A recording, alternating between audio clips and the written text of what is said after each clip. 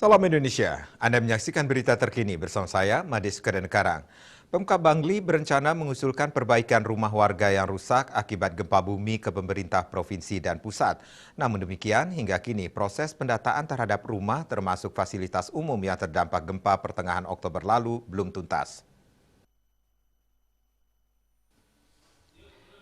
Kepala Pelaksana Badan Penanggulangan Bencana Kabupaten Bangli Iketut Gede Wiredana mengatakan untuk membantu memperbaiki rumah warga dan fasilitas masyarakat yang rusak akibat gempa membutuhkan biaya yang tidak sedikit. Karenanya pihaknya berencana mengusulkan bantuan perbaikan ke pemerintah Provinsi Bali dan pemerintah pusat.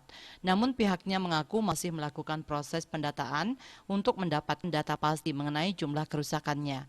Untuk proses pendataan ini pihaknya mengandalkan desa. Sampai saat ini belum semua desa menyampaikan data yang diminta. Karena itu belum ada data lengkap untuk selanjutnya diusulkan ke pemerintah provinsi dan pusat.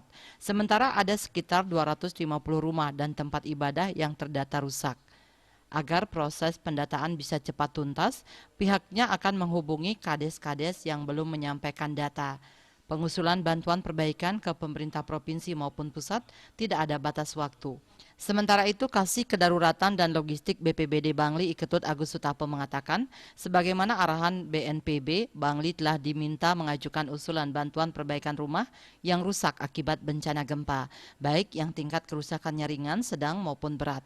Untuk kerusakan ringan akan dialokasikan bantuan 10 juta rupiah, sedangkan rusak sedang 25 juta rupiah dan 50 juta rupiah untuk rusak berat. Dayus Wasrina, Bali Post melaporkan. Untuk mencegah penyebaran COVID-19, ingat pesan Ibu selalu terapkan 3M, wajib memakai masker, mencuci tangan, jaga jarak, serta hindari kerumunan.